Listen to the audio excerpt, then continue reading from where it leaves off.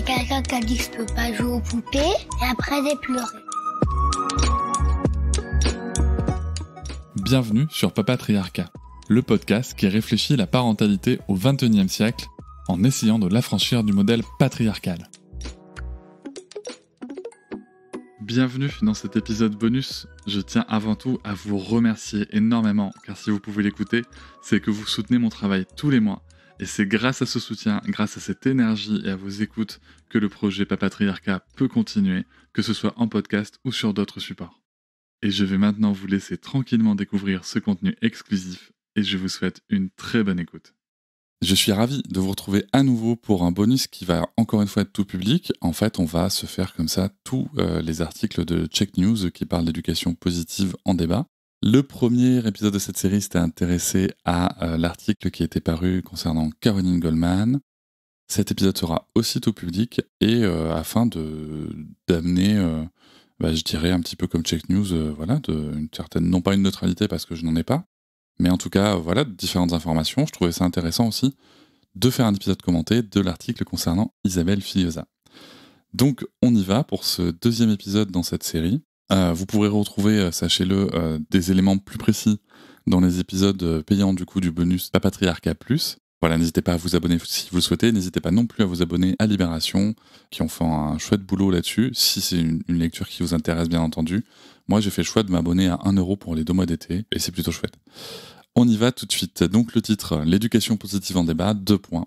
Isabelle Filiosa, qui défend cette approche, s'appuie-t-elle vraiment sur la science ? Les chercheurs interrogés par Check News regrettent des surinterprétations, voire quelques neurofoutaises, dans les affirmations de la papesse française de l'éducation positive, qui assure s'appuyer sur la science.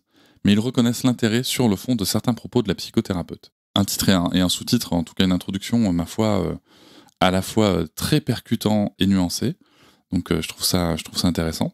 Alors qu'un débat passionné sur l'éducation positive s'installe, Libération pèse les arguments scientifiques des opposants et partisans de cette approche. Nous avons soumis à des chercheurs, ceux de la psychothérapeute Isabelle Filiosa, qui préfèrent fournir aux enfants des ressources plutôt que des limites, et ceux de la psy Caroline Goldman, qui à l'inverse veut rétablir des limites éducatives. Le traitement de Caroline Goldman, c'est dans le bonus précédent, je vous invite à aller le consulter si vous souhaitez. Des dizaines d'interviews ces dernières semaines pour Le Monde, Le Point ou La Vie, un projet de formation d'ampleur à Marseille pour les acteurs publics, mais aussi des tribunes qui la soutiennent dans de grands médias. Alors, petite précision, il y a un truc qui m'interpelle là-dessus, c'est que la tribune qui a été publiée ne visait pas spécialement à soutenir Isabelle Filiosa. Je pense que là, il y a un petit truc à recadrer, c'est que les gens ne soutiennent pas Isabelle Filiosa. Ils peuvent soutenir ses propos, une certaine vision qu'elle présente, et voilà, on ne soutient pas la personne. C'est ça, je pense que c'est vraiment important de s'en rappeler. Par ailleurs, la même chose pour Caroline Goldman. Enfin, après, il y a peut-être des gens qui soutiennent les personnes, mais je pense que soutenir les personnes, c'est une pente dangereuse, parce que du coup, on les soutient même dans les propos avec lesquels on est en désaccord, et on n'ose pas forcément dire les choses avec lesquelles on est en désaccord, et ça, du coup, ça éteint un peu la pensée, mais bon, voilà. Et en réponse, des détracteurs qui dénoncent sa vision laxiste de l'éducation. Le tout en plus de ses nombreux livres sur le sujet, qui sont à chaque fois des cartons d'édition depuis plusieurs années, et encore plus en 2023. Isabelle Filiosa est au cœur du débat sur l'éducation positive, qui suscite passion et rejet d'intensité égale. Selon cette psychothérapeute, ouvrez les guillemets, les recettes éducatives d'hier, répressives, ne sont pas adaptées. Plutôt qu'à punir, elle s'attache à développer le quotient émotionnel, miser sur l'intelligence du cœur, en bref, fournir aux enfants des ressources plutôt que des limites. Avec en ligne de mire, la confiance en soi, l'autonomie et l'aisance relationnelle, comme elle le développe dans Au cœur des émotions de l'enfant, qui s'est écoulé à plusieurs centaines de milliers d'exemplaires. Alors nous verrons si cet article parle des autres livres d'Isabelle, parce que c'est vraiment, je pense que c'est vraiment intéressant de revenir, je l'avais dit dans l'épisode précédent, mais je pense que c'est intéressant de voir qu'on ne peut pas regarder toute sa production uniquement sur les 4-5 derniers livres ou ceux qui ont le mieux marché, parce qu'il y a plein d'autres choses qui ont été produites, on verra. Quand vous entendez par exemple des parents s'évertuer à dire stop à leur enfant dans un parc de jeux car ils s'interdisent de dire non, c'est à elle que vous le devez. Ouvrez les guillemets, si vous dites non brutalement à un enfant de 2 ans ou à un adolescent, vous risquez de déclencher une crise, ça n'est pas la peine. Si à la place vous dites stop, vous avez un gamin qui vous écoute. Bon, moi je suis plutôt en accord avec ça, tout simplement parce que nous on a fait un choix c'est marrant parce que nous on a fait un choix qui inspirait cette phrase mais qui n'est pas cette phrase. Puisque nous en fait on dit stop quand il y a un sujet de sécurité ou de respect d'autrui, et on dit non quand c'est notre choix personnel, voilà. On trouve ça intéressant de montrer que d'un côté il y a le respect du consentement de l'autre avec le non, Et de l'autre côté, il y a des choses qu'on peut juste ne pas faire, quoi. Par exemple, manger une prise électrique. Voilà, et on va plutôt utiliser le stop. Mais chacun fait à sa sauce là-dessus. Après, l'idée, c'était en effet d'Isabelle, c'était de retravailler la réflexion sur ce nom. Je reprends. Parmi les axes forts de sa pensée, la psychothérapeute insiste également beaucoup sur l'importance de respecter la colère d'un enfant. Car chez Isabelle Fillosa, il n'y a de caprice que dans l'idée de l'adulte. Lors d'une crise où l'enfant n'obtient pas ce qu'il veut, elle voit plutôt une tempête émotionnelle en raison d'une immaturité de la zone préfrontale du cerveau. Dès lors, plutôt que de le punir ou le réprimander, ce qui serait contre-productif, elle conseille de le prendre dans ses bras, voire d'accéder à sa demande. Ouvrez les guillemets, la réponse par le contact physique, le câlin, la satisfaction du besoin est fondamentale. Il arrive que la rage de l'enfant nous permette de mesurer à quel point il a envie ou besoin de ce qu'il demande. Nous pouvons, en fonction de cette nouvelle donne, réviser une décision et lui donner ce que nous avions refusé en premier lieu, n'ayant pas peur de paraître inconséquent, là encore à condition que cela ne soit pas systématique. L'enfant n'y voit qu'une attention prêtée à ses besoins. Alors, j'aime beaucoup, je trouve cette citation intéressante parce qu'on peut avoir plusieurs lectures. On peut avoir une lecture qui va consister à dire, ben voilà, Isabelle Fillosa, quand l'enfant est en crise, elle dit juste, faites-lui un câlin. C'est un petit peu plus complexe que ça, mais on peut le lire comme ça du coup, quand on prend cette citation-là.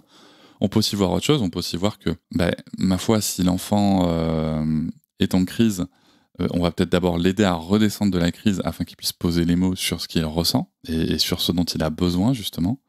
Et on peut aussi voir tout simplement que si de temps en temps on n'est pas capable de remettre en question le pourquoi on a dit non, le pourquoi on n'accède pas à cette requête, et à se dire finalement si tiens pourquoi pas, en fait c'est aussi quelque chose qu'on transmet à notre enfant, cette capacité de remettre une décision en question et de se dire ok je vais faire autrement. Et ça je trouve ça très très intéressant par contre. Je continue la lecture. De nombreux parents y voient donc une approche novatrice centrée sur les besoins de l'enfant. Quant à ses détracteurs, il la dépeint comme une chantre du laisser-faire. À ceux qui l'accusent de prôner une éducation laxiste, elle répond qu'elle n'exclut pas la nécessité d'un cadre et insiste dans ses livres sur le fait que la frustration est nécessaire et aide à grandir. Et oui, n'en déplaise à Didier Pleu, Isabelle Fillosa l'a bien écrit et il y a fort longtemps. Donc voilà, ça je trouve ça très bien qu'il ait remis, parce que c'est une des choses qu'elle a écrit en premier, hein, la nécessité de cadre pour l'enfant. Et la présence de la frustration. Là où un Didier Pleu, par exemple, va se distinguer par rapport à Isabelle Fillosa, c'est que, de ce que j'ai compris, bien entendu, et de mes échanges avec Isabelle, c'est qu'on part du principe que l'enfant rencontre de la frustration suffisamment dans sa vie, et qu'on n'a pas besoin de faire exprès de le frustrer, comme peut le recommander Didier Pleu par endroit. Attention, ne tombons pas dans la caricature. Didier Pleu ne dit pas que le parent est un pervers qui est en train de vouloir frustrer en permanence son enfant, mais il insiste sur la nécessité de mettre l'enfant en situation de frustration comme s'il n'en rencontrait pas assez dans sa vie. Et ça, je pense qu'il y a matière à débat. Je reprends. Pour d'autres, l'approche rappelle surtout le bon vieux développement personnel, une autre spécialité d'Isabelle Fillosa qui y consacre de nombreux livres, centrés uniquement sur l'individu, au point de culpabiliser les mères qui devraient se mettre en quatre pour ne pas irrémédiablement entraver le développement de leur enfant. C'est notamment ce que pointe la journaliste scientifique Béatrice Camrer, autrice de L'éducation vraiment positive. À la question « Doit-on cueillir aux mains de pleurs ?» Isabelle Fillosa semble ainsi répondre par l'affirmative. Citation. « Quand vous multipliez par 2 le temps d'intervention, vous multipliez par 10 la durée des pleurs de l'enfant. Que se passe-t-il pour le nourrisson si personne ne vient alors qu'il pleure ? Il est totalement douleur. Il ne peut se dire que sa maman va venir tout à l'heure. Quand elle aura fini de faire la vaisselle, de téléphoner, de s'occuper d'autre chose. Il est mal. Personne ne vient. Cette mère qui devrait le secourir, le protéger, ne le fait pas. » Alors, cette citation, je comprends totalement pourquoi est-ce qu'on peut la lire de manière culpabilisante. Et pourquoi on peut ressentir de la culpabilité en la lisant. C'est marrant parce que cette citation, je l'ai lue dans les livres d'Isabelle, et moi, je ne l'ai pas vécue comme ça, tout simplement parce que je comprends, on me dit, ok, il est totalement douleur et tout, sauf qu'en fait, moi, j'ai besoin de finir ma vaisselle, j'ai 2 minutes à finir ma vaisselle, je peux supporter que mon enfant pleure. Alors après, c'est pareil, de la même manière, quand je faisais la vaisselle, je portais ma fille, donc du coup, j'avais pas ce souci-là, et je me demande à un moment aussi si et ça, c'est un truc quand même que la réflexion d'Isabelle peut nous amener, parce que on y reviendra, mais il y a quand même des sujets de pratique sociale qu'elle remet en question. Est-ce qu'à un moment aussi, voilà, le fait de laisser en permanence un enfant dans un parc ou quoi, c'est pas quelque chose qu'on doit questionner. Je dis pas qu'on peut pas le faire. Moi, le premier, je l'ai fait. Quand je prenais ma douche, ma fille, elle était dans son parc, et même si elle pleurait, en fait, il fallait que je prenne ma douche. Donc, il y en a qui vont dire que je suis d'une grande violence, mais en fait, moi, j'ai besoin de me sentir propre et bien pour bien m'occuper de ma fille. Mais à contrario aussi, je faisais la vaisselle en la portant, quoi, s'il y avait besoin. Donc, Je pense qu'il y a des choses à réfléchir et du bon sens à remettre un peu au milieu de tout ça. Mais par contre, je comprends en effet que cette vision-là puisse être vue de manière culpabilisante. Je reprends. Pour justifier ces approches et ces nouvelles méthodes éducatives, cette passionnée de neurosciences adopte souvent un vocabulaire très technique, savant, comme lorsqu'elle évoque les couches néocorticales du cerveau, ces ondes alpha, ou la chute du taux de peptides opioïdes que provoquerait l'extinction du poste de télévision. Et elle avance régulièrement que ce qu'elle écrit a été prouvé par des études scientifiques. Alors, Isabelle Filiosa et son éducation positive sont-elles inattaquables car fondées et démontrées scientifiquement ? Il n'est pas aisé de l'affirmer. Si Isabelle Filiosa se réfère souvent à la science, elle ne cite que très rarement des articles scientifiques précis. Même dans ses livres, les bibliographies listent plutôt d'autres essais que des études de revues reconnues. Interrogée sur ses sources par Check News, Isabelle Filiosa les livre toutefois volontiers. Elle indique par exemple s'appuyer sur de grands noms de la médecine comme le neurobiologiste Henri Laborie, le médecin spécialiste du stress Hans Selye, ou encore les travaux de Martin Teicher d'Harvard, qui est le grand spécialiste des conséquences de la maltraitance. Reste à savoir si l'interprétation qu'en fait Isabelle Filiosa est fidèle à la littérature scientifique. Nous avons donc interrogé des chercheurs spécialisés dans les questions liées à la psychologie et au développement de l'enfant, ou des neurosciences, à la fois sur la philosophie défendue par la psychothérapeute, mais aussi surtout sur ses affirmations les plus marquantes. Résultat, si la psy s'appuie bien sur des études, elle a tendance à surinterpréter ou exagérer certains résultats. Avant de commencer les réponses des experts, moi je trouve ça intéressant. Il y a un truc quand même qui me marque dans tout ça, c'est que... Alors j'avoue ne pas me rappeler si Isabelle cite les études ou juste d'autres livres dans ses livres à elle. Je ne sais pas. Ce que je peux vous dire, c'est que moi, mon éditrice, elle m'avait plutôt recommandé de citer les livres plutôt que les études elles-mêmes visées, tout simplement parce qu'en fait, les études sont pas souvent digestes pour la plupart des gens, à commencer par moi. Quand c'est un ouvrage grand public, hein, j'entends bien, moi en tout cas mon éditrice m'avait plutôt recommandé de diriger vers des livres. Donc c'est peut-être ça la réponse. Après, qu'est-ce que je constate aussi, c'est que Isabelle Filiosa répond à cet article en fait, contrairement à Corinne Goldman qui ne répond pas jamais à des gens qui vont remettre en question son travail. Et je trouve quand même que ça montre d'une part une certaine humilité, et d'autre part un certain sérieux, une certaine confiance en ses propos aussi. Oserais-je dire une certaine démarche scientifique, parce que c'est justement en se confrontant, en nourrissant le doute qu'on peut évoluer. On va voir ce qu'il en est ensuite, mais je trouve ça intéressant qu'elle réponde à cet article et justement qu'elle puisse fournir, comme dit dans l'article, les études qui sont visées, une fois qu'on lui demande.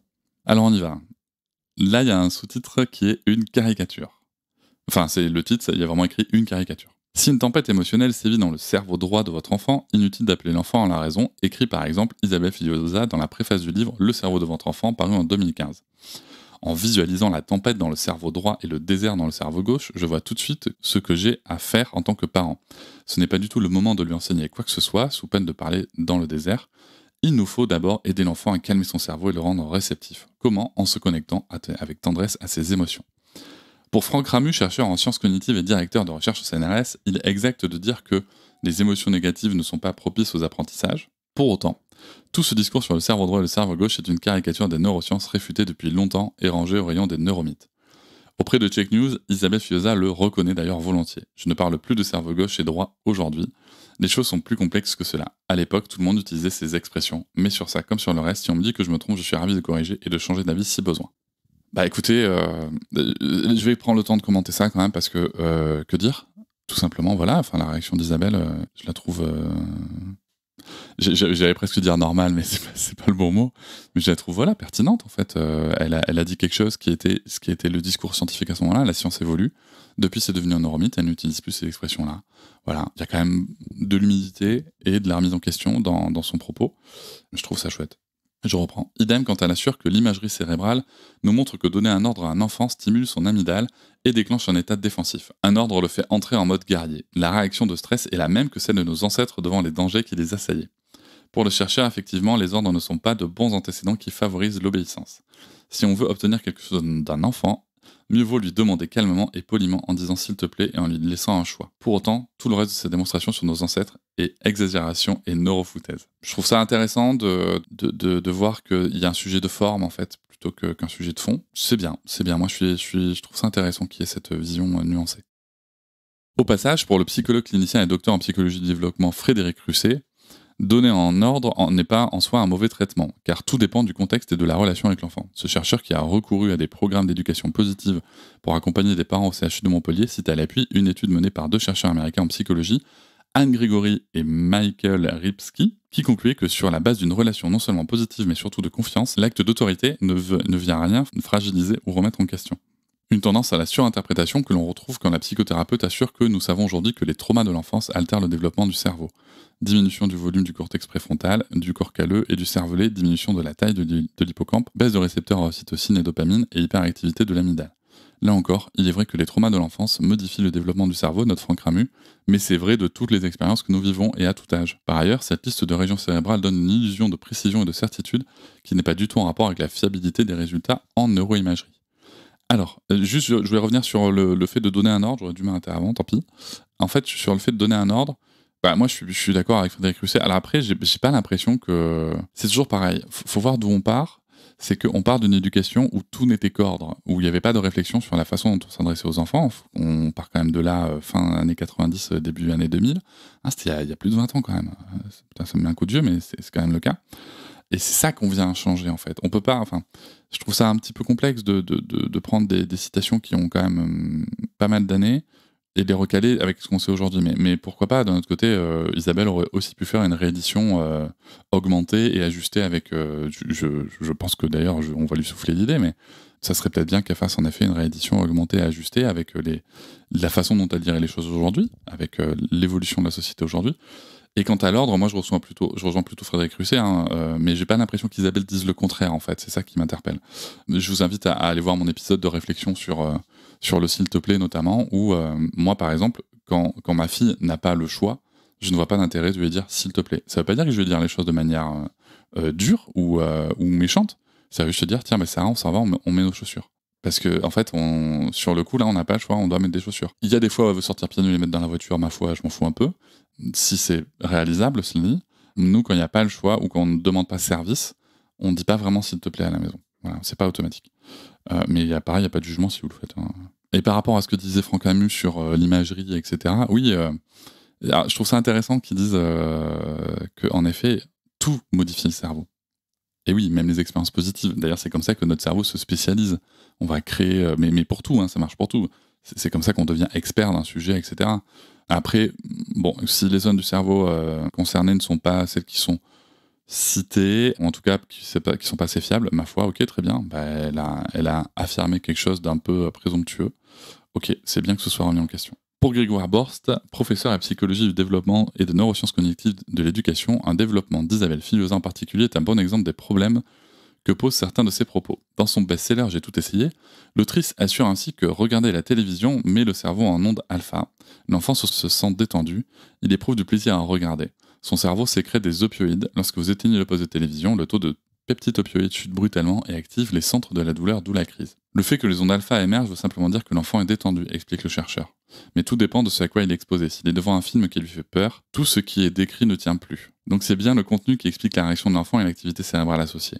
Pour les neurotransmetteurs, cela ne relève pas d'une étude chez l'enfant, mais de modèles animaux qui ne sont pas exposés à la télévision. Et ce n'est pas un cas isolé, selon Grégoire Borst, elle a tendance à se baser sur des données qui n'ont pas été recueillies chez l'homme, parce qu'on n'a pas la technologie pour le faire.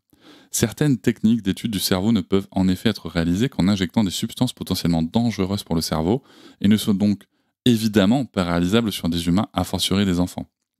Alors désolé, il y a un truc qui m'interpelle, c'est que par contre ça ne nous choque pas du tout sur les animaux. Mes réflexions antispécistes, je suis pas vegan ou spécial, je me considère pas antispéciste. Si vous connaissez pas le terme, c'est en fait voilà, c'est plutôt dans la défense des droits des animaux. La façon dont c'est tourné, on a question à se poser de dire bon en fait mettre en jeu la vie des animaux c'est pas grave, mais la vie des humains c'est grave. Je pense qu'on a vraiment là un regard sur le vivant qui est très particulier. Bon, c'est totalement hors sujet, mais c'est le truc qui m'a sauté aux yeux là. Ces données sont souvent recueillies chez le rongeur et Isabelle Filosa en tire des enseignements chez l'homme sans la prudence et la distance qui seraient de rigueur. Même quand ce sont des études sur l'homme, elle va extrapoler les résultats. Par exemple, on a des études qui ont démontré que chez des adolescents qu'on traite de façon injuste, ce sont des zones du cerveau liées à la douleur physique qui sont activées. Ce qui est intéressant, mais pas de là à dire que ça abîme le cerveau en aucun cas. Mais là, c'est pareil. Alors, par rapport à cette étude précise, qu'on vient de dire qu'Isabelle extrapole le fait que par rapport à des situations où c'était des adolescents donc qui ont un cerveau qui a un certain développement, où on a vu en effet que c'était les zones du cerveau liées à la douleur physique qui sont activées, qu'elle extrapole le fait de mettre ça au niveau de l'enfant plus jeune, ma foi, c'est tout à fait juste de le dire, elle extrapole, mais elle l'assume pleinement. C'est une théorie qu'elle avance. Après, on est d'accord avec ou on n'est pas d'accord avec. Maintenant, elle n'a pas dit que ça a abîmé le cerveau. Après, c'est peut-être que si on fait les liens avec d'autres propos, oui, mais elle n'a jamais spécifiquement dit ça. Bon. Mais par contre, j'entends qu'on puisse faire le lien, c'est vrai.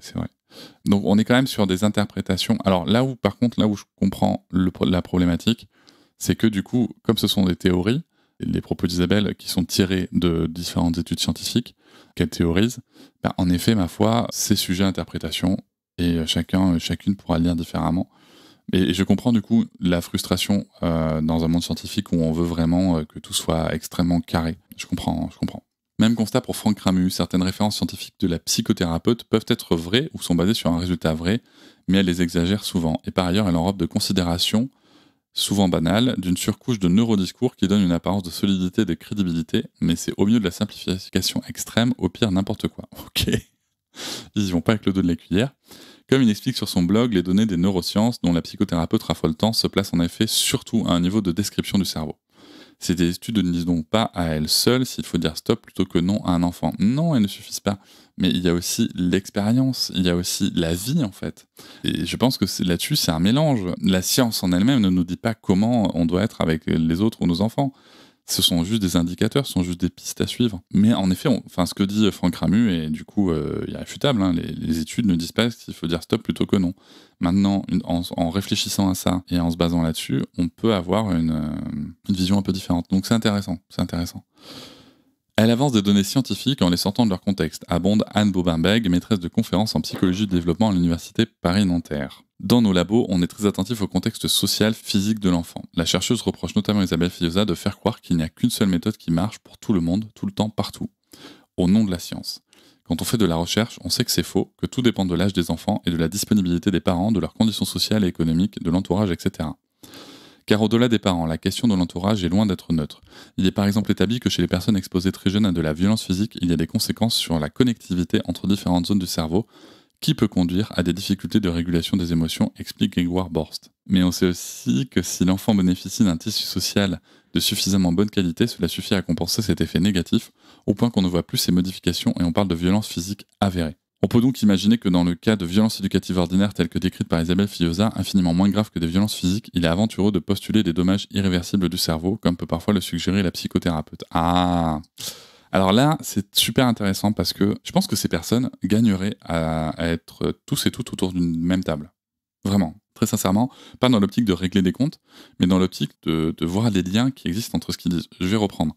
Est-ce que les assertions d'Isabelle Fillosa concernant la disponibilité des parents, la disponibilité notamment des mères, faut pas se mentir, sont applicables dans certaines conditions sociales? En l'état de la société, oui.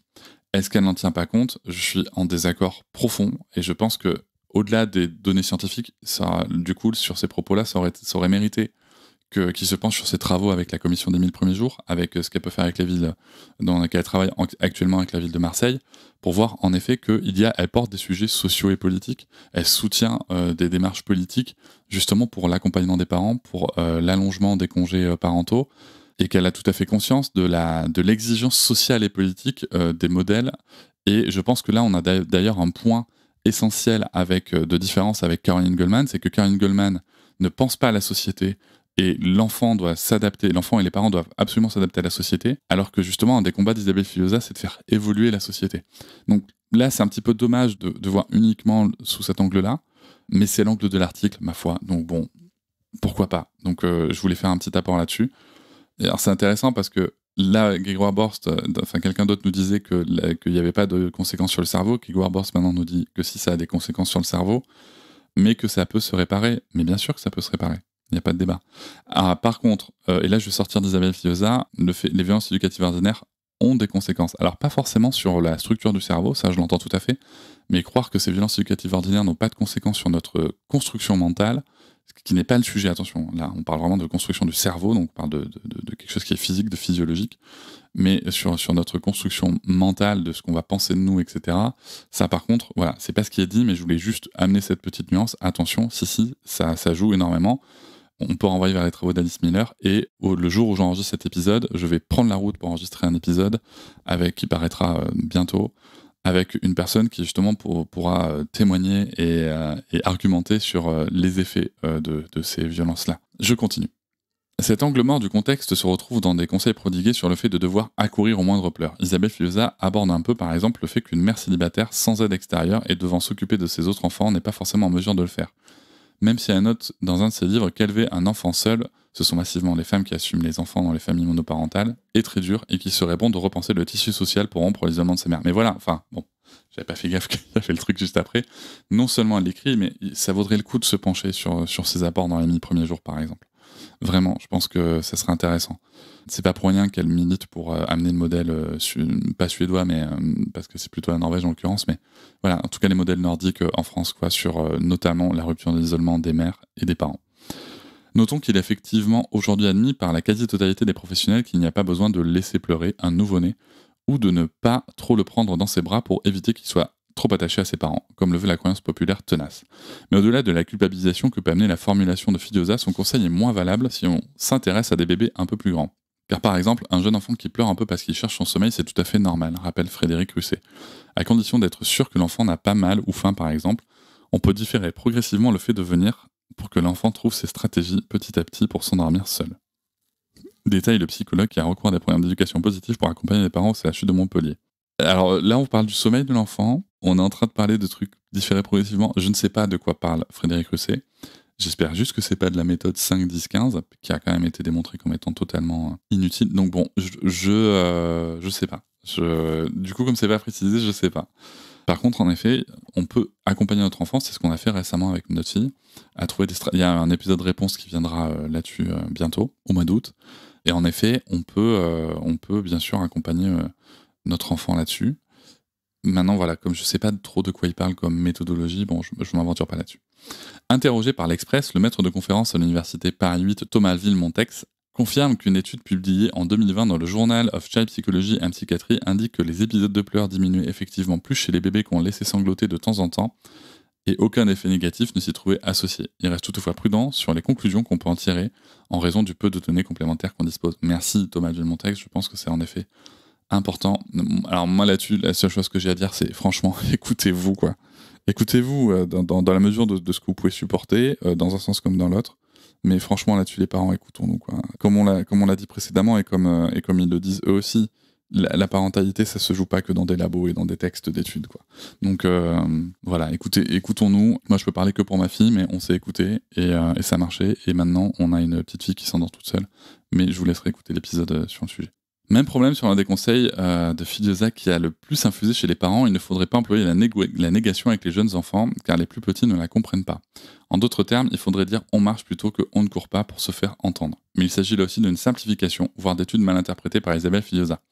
Un article publié sur le site du gouvernement du Québec revenait d'ailleurs sur cette rumeur popularisée par la psychothérapeute.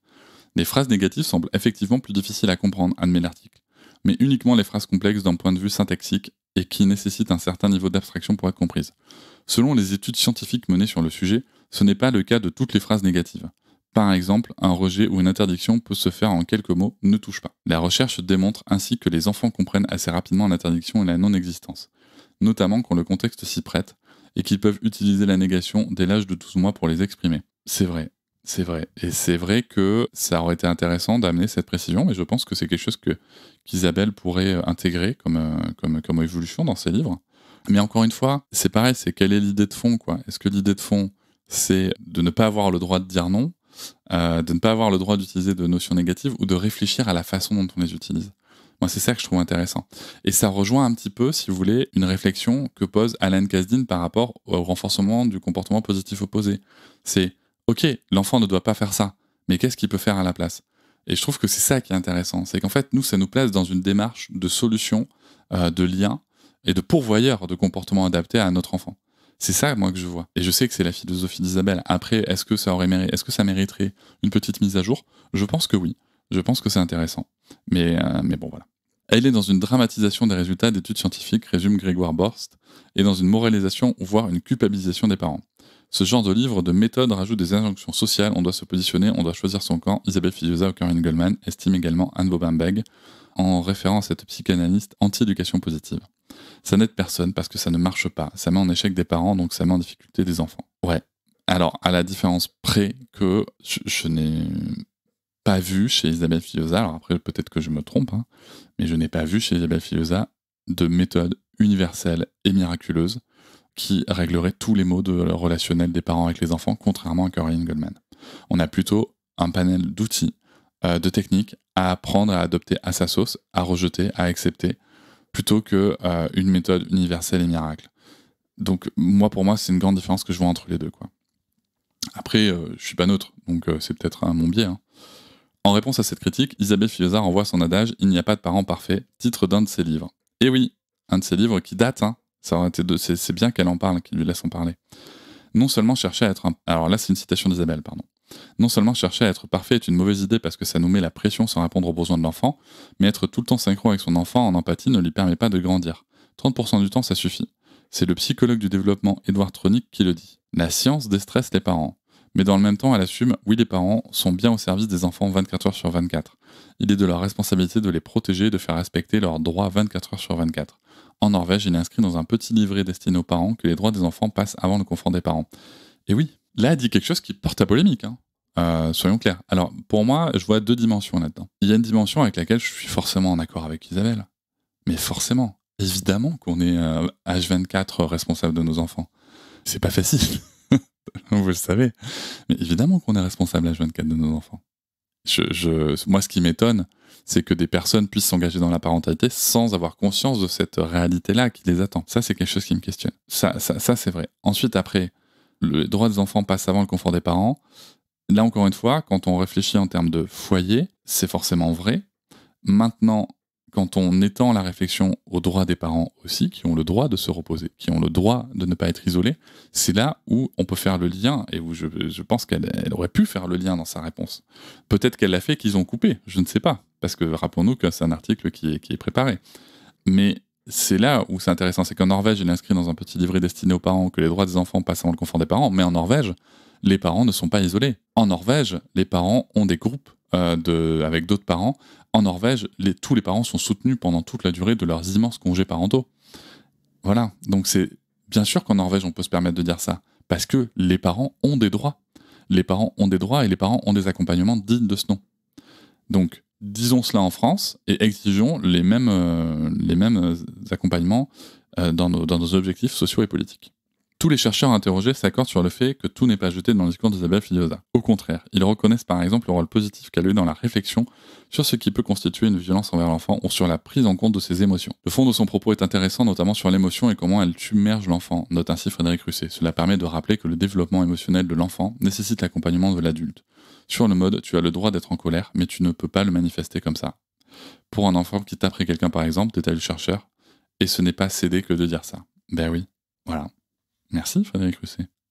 Si l'on sort du domaine de la parentalité, certaines affirmations d'Isabelle Fillosa sont bien plus contestées. C'est le cas notamment dans ses prises de position sur l'origine de certaines maladies.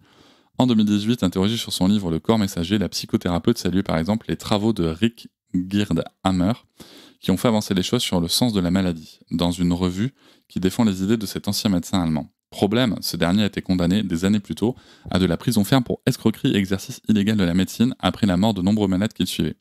Il affirmait entre autres choses que tout cancer résulte d'un choc psychique extrêmement brutal, sans apporter d'éléments scientifiques à l'appui, et avait constitué autour de lui un mouvement accusé des dérives sectaires jusqu'à sa mort en 2017. La réponse d'Isabelle. Je n'ai jamais apprécié son travail, tient à préciser aujourd'hui Isabelle Fillosa. Je voulais seulement dire à Néo Santé, qui l'avait interviewé à ce moment-là, que j'avais connaissance de ses travaux. Je me suis toujours méfié et je l'ai écrit de sa façon d'attribuer un sens aux maladies en fonction de la zone du corps touchée. Cela n'a rien de scientifique, et ce qui m'importe, c'est l'esprit scientifique, même si je ne suis pas une chercheuse. Je veux mieux comprendre, j'explore tout, je n'ai pas de croyance absolue. Quand certains lui reprochent son intérêt pour les thérapies non conventionnelles qui n'ont pas fait l'objet d'études scientifiques et dont l'efficacité n'est pas démontrée, elle s'en amuse. Moi, l'homéopathie, je n'y crois pas, mais parfois je l'utilise. Ben voilà. Est-ce qu'on n'est pas un peu tous et toutes comme ça ? Je veux dire, alors, il y a quelque chose quand même que je voudrais redire par rapport à l'extrait du livre. Il y a des choses qui ont été dites par rapport à Isabelle Fillosa et la pseudomédecine, notamment par rapport à la mort de son mari, qui était atteint d'un cancer. Pour en avoir parlé avec elle, du coup, je voudrais rétablir une vérité. Elle n'a jamais dit, écrit ou soutenu le fait qu'il ne fallait pas prendre les traitements médicaux conventionnels. C'est d'ailleurs ce qu'a fait son mari. C'est juste que quand ces traitements-là ne fonctionnent pas, ça arrive, hein, malheureusement, eh bien, voilà, libre à chacun, chacune d'explorer certaines choses. Il y a sûrement aussi une teinte de désespoir là-dedans, ou d'espoir peut-être, ça dépend comment on se positionne. Mais voilà, ça serait bien de ne pas lui faire dire ce qui ne s'est pas passé, comme ça a été le cas dans d'autres articles. Voilà, ça c'est quelque chose que je voulais rétablir. Et ensuite, ma foi, je trouve que sa réponse sur l'homéopathie, elle est top. Parce que, ouais, j'y crois pas, mais parfois j'utilise. Oui, parfois on peut avoir conscience qu'il y a un effet placebo, mais s'il marche, faisons-le. Donc voilà, et je pense que c'est intéressant. On nous dit qu'il y aura un dernier article sur ce que la science, du coup, ce qu'elle peut nous dire sur l'éducation, donc je ferai un dernier épisode là-dessus. Que penser de ces deux premiers articles, d'abord Corinne Goldman puis Isabelle Fillosa? Moi, ce que je note surtout, c'est que il y en a une qui a assez confiance en ses travaux et qui a l'humilité de répondre aux personnes qui viennent la remettre en question et qui le font pas avec le dos de la cuillère, hein, comme je l'ai dit. C'est quand même assez percutant par endroits. Et je trouve ça très honorable de se prêter à cet exercice. J'espère que Isabelle Fillosa pourra servir d'inspiration à Corinne Goldman sur ce sujet. C'est la fin de cet épisode, on se retrouvera pour le dernier. Et puis après, je pense que pendant l'été, on verra ce qu'on fait d'autre. Salut, merci. Je vous remercie de m'avoir écouté. Je vous invite à vous abonner au podcast sur votre plateforme préférée et à me retrouver sur Instagram, TikTok, Facebook et sur le blog papatriarca.fr. À bientôt.